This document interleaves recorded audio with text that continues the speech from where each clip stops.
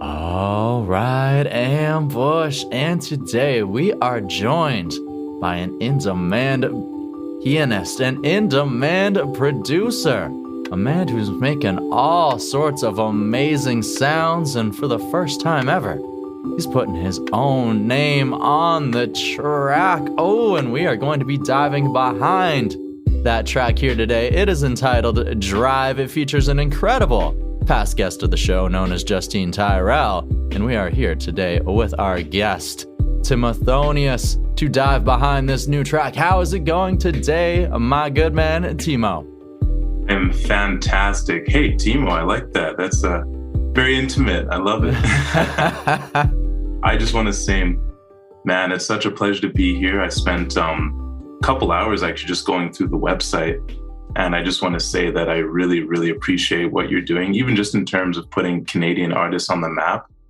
I was just like scrolling through and I'm like, oh, wow, who's this person? I'm going to follow her on Spotify, So really cool platform, and I'm honored to be a part of it today. Hey, it's we've built ourselves a nice little quilt here, I like to say. Not just Canadian artists, but we do have some from otherwise, but we also get people from various different genres, different backgrounds, everything, and we give them a platform to share their journey, and that's what the love's about, right? I'm a huge fan. Hey, all right. And I cannot wait to dive into some of this music because I am a huge fan as well. And just looking at your influences, it makes absolute sense because I see one New Jobbies on the paperwork there, and that's one of my favorite musicians of all time. Oh, get out of here. So wow. I am like, I love your work. I love your music. And of course, before we dive into the music, we mentioned that you are an in-demand producer and you've been working on the back end of some tracks. You studied production back at Berkeley, back in around 2013, I think it was. So what exactly led you into the world of production before the world of releasing your own music here? Yeah, that's actually a really good question, because I feel like I think it was back in 2009 when I first got a copy of Logic Pro. And, I had been messing around with GarageBand and stuff. But at that point, I had no desire to become a music producer. I didn't even really listen to modern music, like modern trap or R&B. So I was pretty much like an R&B. I was a jazz head. I loved jazz. And back then I was like, electronic music? I don't know. That's not real music. But then I had Logic Pro. And, what's really funny is what got me into production was actually video game music, because at that time in 2009, I was like, you know what? I want to be a video game composer. And funny enough, that's actually the music that got me into playing piano, because, at age of 8, mom forced me into piano lessons. And I was like, I did not like playing Mozart, Beethoven. Now I have an appreciation, but, like as an 8-year-old playing video games, I was like, you know what? I like Zelda. I like Final Fantasy. And I found out that you can actually find that sheet music online. So I would download like Final Fantasy, Zelda sheet music. And I was so infatuated with that music. I was learning it on piano.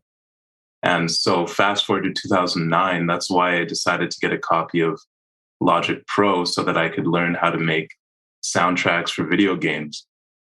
And yeah, after experimenting for a while, I got into, I think the first electronic artist I got into was deadmau5. And I found out that he was a Canadian. I was just a really big fan of sound design and synthesis and all of that stuff. But I kind of put it aside. It was just like a little hobby thing, something I was just doing for fun. I studied jazz performance at Mount Royal.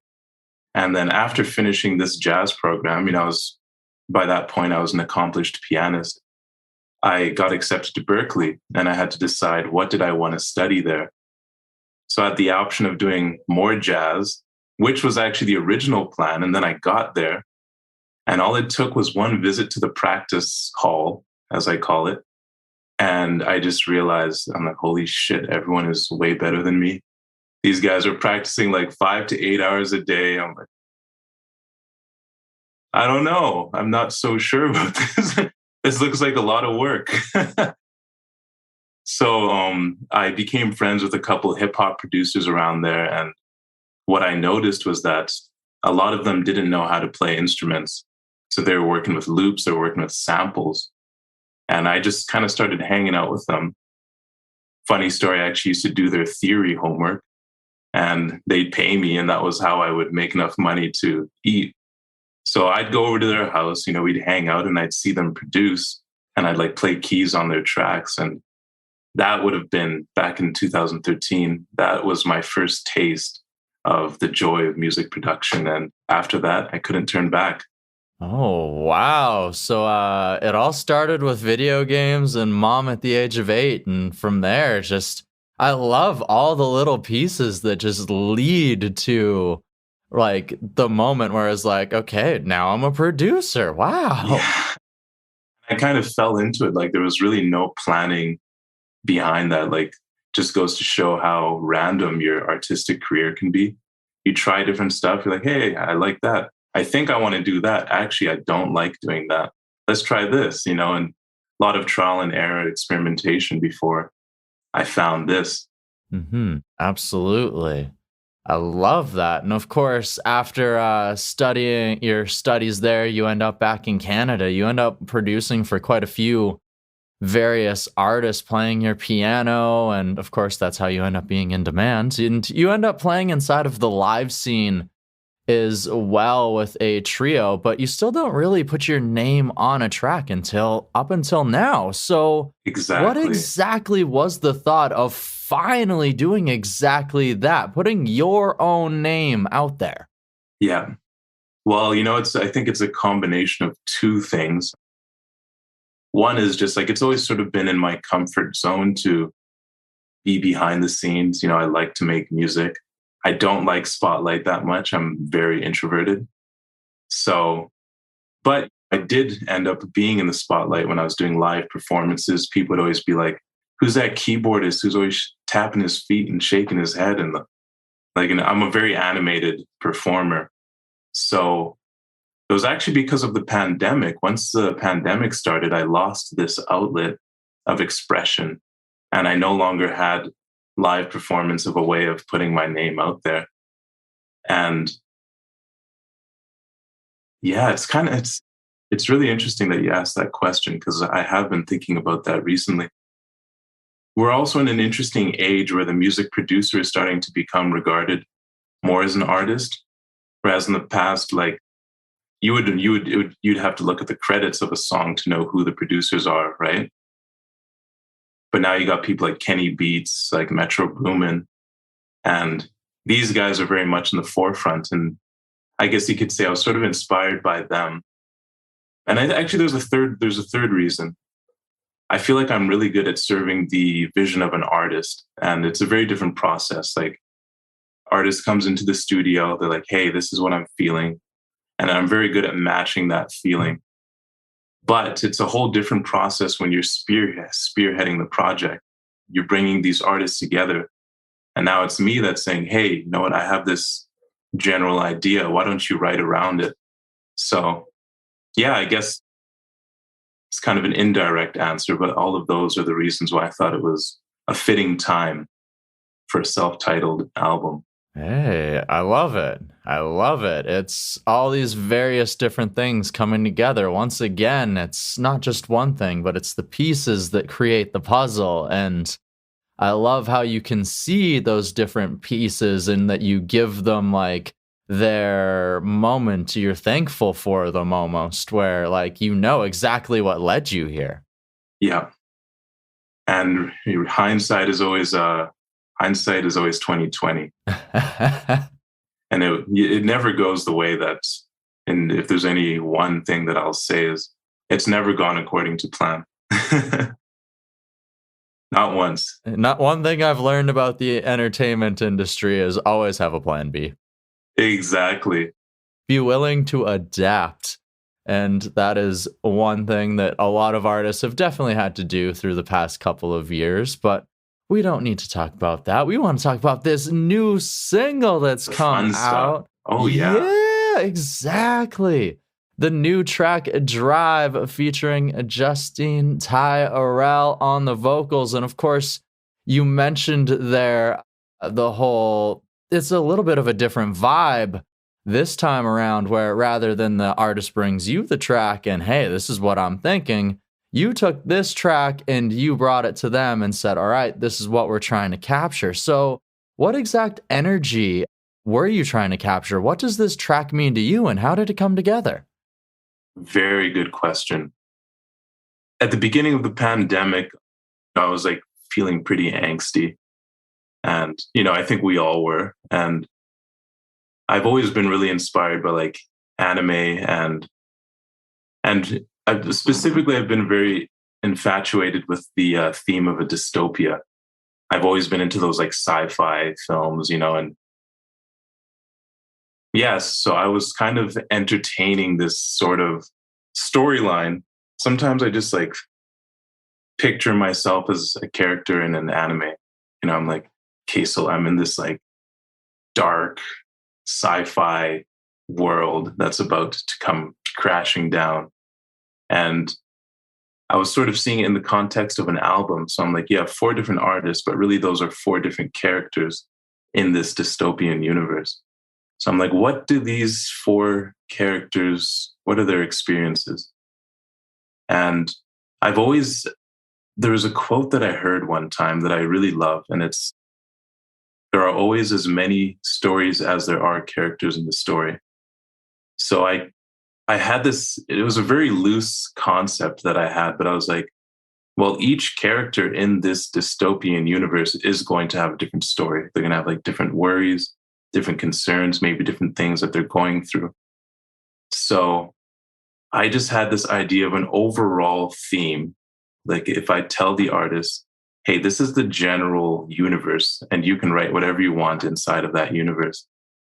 So the question was, how did it, sorry, repeat the question again. I want to make sure I'm not getting too sidetracked because this is a lot of fun. For Drive, what does the specific track mean to you, and how did it all come together with that, the magic of it, Exactly. So I told that little vision to Justine, and she had this idea of, actually, I had already made the instrumental. So the way it normally goes is I come up with a bunch of song starters. I work with my assistant producer. He's actually, I call him the boss because he's sort of the one that puts he makes it sound good. Mm-hmm. Like the idea guy, he's a refiner. So we came up with this song starter idea with this very dark pad. And we invited Justine, and we're like, hey, what does this make you think of? Like, what do you feel? And she had this concept of, you're on your last drive with someone that you care about, and you're carrying like all of these like past wounds, all of these, you want to resolve it, but you can't get beyond your baggage in a sense. And this is your last drive. This is your last chance to figure it out. And yeah, for me in particular, I think about insecurities, past wounds, and fears in the context of a relationship.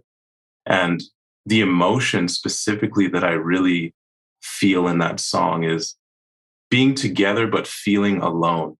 It's like you're not physically alone. You're like with this person, but you feel alone. So that's sort of the emotional context for me. Mm-hmm. Okay. All right. I really love that. That's very powerful, that emotion of, and I credit Justine for that idea. Very powerful of this could be your last moment to like make good with somebody and like have a final good moment with them. But at the same time, like, what is the past? And is it like, what are you trying to get over, right? Like, that's an incredible thought process there. I really love what's going into this track. Credit goes to Justine Tyrell. Like, as I said, I come up with a canvas, and then she creates the meaning on top of that canvas. All right. I love it. And of course, with this being the first track with your name actually on it, what is it like to have that Timothonius label, that brand out into the world as an artist? I love it. It's still, I feel like it's all happening before I'm ready. Like I had a game plan. I was like, okay, first I'm going to release my EP, and then I'm going to do this stuff on social media. And then, but it all just started happening, like I got a call from a publicist. Shout out to Carrie from, I forgot the name of the company. Bad Parade. Bad Parade. Yeah. That's right. And I'm not very active on social media. So that's something that I really want to work on this year. But yeah, she called me, she helped me out. She set me up with a couple interviews, and yeah, it's all super surreal, I guess you could say. And I'm really excited. And yeah, I feel like I have a lot to do, a lot of ground to cover. And yeah, I'm feeling a mixture of emotions. But above all, I feel grateful for the team behind me. Awesome. And the teamwork makes the dream work, as they say. And as we talked about here as well, there's quite the team going into this EP. As you mentioned, there's different vocalists on each of the tracks. So was that the exact idea, as you mentioned earlier, was those different characters? That was the idea of getting those different vocalists for these different songs? Exactly. And there's a little bit more of a story behind that. Every single artist on the EP is someone that I've worked very closely with in my performance career. And that's something that's too. So we've already established this chemistry on stage. And even if it's as like a session musician, I've been involved in a lot of their music. So I feel like I have this. It's almost like when you really understand, as a producer, when you're really comfortable with an artist, you can make a beat, you can make a track, and you can imagine what they would sing on it. So yeah, I kind of forgot the question again. I got too excited. No worries. We're diving behind the thought process of having different artists as a part of the album. Yeah, so that was sort of the main thought process. I wanted to sort of create this. I used to host these events called the Haven Party, and it was like an open mic night artist feature, and it was once a month, and that was something that I really loved to do, was curate this experience and use my music as a platform for artists to express themselves on. So I feel like this EP is almost like a natural evolution of that concept. Whereas instead of it being a stage, it's an EP. And yeah, it's really exciting. It's without a doubt. I can imagine after years of building up to this point, even if maybe being a little nervous about getting here, it's been quite a bit of time, and the thoughts, the creation, and all the energy that seems to have gone into this project. It's probably pretty exciting to see it finally be coming to life and getting finally to that moment with, now that the first single's out, we're getting probably a little bit closer to release here. So without giving away too much of the magic of everything that the future holds, what exactly does this near future hold for Timothonius? Do we have a release date yet? Or do we know if there's some more singles coming our way? Maybe some music videos? What's the plan here? Yeah, so there will be a couple music videos. And the album, the EP, I keep calling it an album, but the EP will release in April this year. And there may or may not be another single leading up to that. So yeah, beyond the EP, there's actually quite a few projects in the works. We actually have Justine's next EP underway as we speak. And we also have another project with Jared Daniel, who's another artist on the EP. And one that I'm almost most excited for is, I haven't talked enough about Matt Zoeteman, but he's the engineer behind the EP. And he's someone that I love to collaborate with. And we have another EP featuring the two of us. We'd both be the masterminds behind this new project. So maybe I gave away too much. We'll see. Who knows? But either way, there's a lot cooking. So if anyone wants to stay up to date, they're going to have to go ahead and follow you on those social media platforms that you're starting to use a little more, hey? You got it. Hey, all right. I love it. And of course, with all of these artists, you mentioned that these are people that you've worked with and otherwise, and it seems like quite a bit of the Calgary-based talent where you are based out of yourself. So with that being the case and having performed live with these artists as well, is there the possibility we might get a Timothonius solo live show where you maybe get all of these vocalists involved or anything of that sort of idea? Most certainly.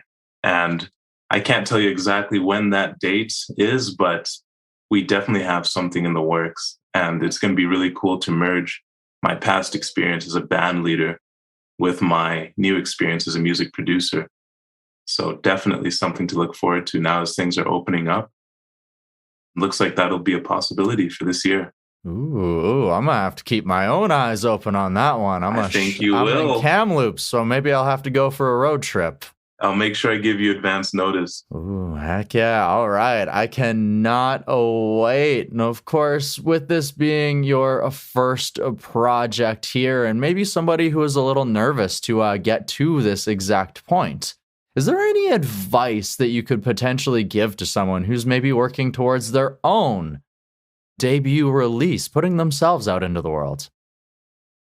Yeah, actually, if I'm to be perfectly honest, I don't really know what I'm doing.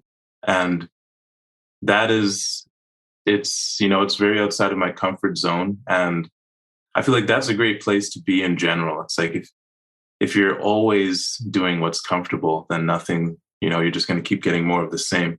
I think the biggest advantage I have right now is the team of people that I work with. And I think that's a really important piece, unless you're dead mouse, it's pretty hard to do everything on your own, right? So I think it's really critical if you have an area of excellence to focus on that and then find people that you really like who are good at stuff that you're not good at. And band together and, collaboration. I really think it's the name of the game, especially now that music is being released so fast. You not only have a boost in quality, but you have a boost in delivery time if you have a good team behind you. Absolutely. Absolutely. And it also having that online aspect, it makes it a lot easier to find maybe some of those pieces of a team as well. 100%. Hey, all right. I have had a fantastic time diving behind this upcoming EP, behind this debut single Drive here today with you, Timothonius. I have one last question. Are you ready for it? I am ready for it. All right, Timo. We have been diving into exactly like I said, this debut EP. This new debut single. And what I would like to know now is this process. How exactly has this time helped you to grow as a person, or what has it taught you about yourself? That's a great, great question. Well, to start, I think one thing that this time has really shown me, it's like after being deprived of the ability to perform, I never thought that I always saw myself as someone who just, I love music and music is what I love. It's like, I don't care if anyone's listening, I just make music. But then once you're deprived of an audience, it was like, I don't really want to make music anymore. This is weird. Like, I feel like people have to be involved, even if it's not an audience. I love music as a social, collaborative experience. And I think that's definitely the biggest thing I've learned about myself is I am not meant to be a solo act. At least I don't think so. I feel like I'm best with others. And I think my process in general, it's like literally as soon as the pandemic hit, I bought a new computer and I was like, I'm going all in. I'm gonna go for it. So I guess I also realized how much I wanted to do this because I was so busy with performing. I was playing a lot of jazz and I love jazz music, but I've been so excited about like the new sounds that I'm hearing in like R&B and trap. And I've always wanted to be a part of that. So it took the pandemic coming and me being deprived of live performance for me to realize how badly I wanted to produce music. Hey, all right. Well, sometimes it takes those low moments to appreciate the highs, and sometimes maybe learn, adapt, and grow out of those things. So I thank you so much for not just sharing this lesson, this growth, but once again, also the story behind this debut EP and this brand new single, Drive, here with us today on the DTP. Thank you, Colton. Such a pleasure. All right, Ambush, you can go ahead and find Timothonius' debut single, Drive, featuring the amazing Justine Tyrell right now over on your favorite music streaming service. When you're there, you are definitely going to want to go ahead and hit a follow. And you best also go ahead and follow Timo over on your favorite social media as well, because you know this is our first taste of Timothonius' debut upcoming EP. And you do not want to miss out on what this pianist/producer has coming your way in the near future. Oh no, you do not. With that, it's time to thank Timo one last time for joining us here today. We have to thank the incredible Carrie over at Bad Parade for setting up today's conversation. We need to thank German from over at ypeditor.com for making everything sound so good. Last but not least, it is you, the Ambush, for tuning on in. If you've yet to join up with the A, what are you waiting for? B, it's as easy as subscribing to the podcast. Yes, you can also help today, or the show, by sharing today's episode, giving us a 5-star review, and by heading on over to our web store at www.deserttiger.shop to copy yourself something to represent the show everywhere that you go. Yes. And with that, it's about time that we say our final bye-bye, but not before I tell you, go out and find your roar and let it out into the world and let them know just how wondrous, powerful, and beautiful you and your roar are, because you are all of these things and oh so much more. And until next time, bye-bye. The Desert Tiger Podcast.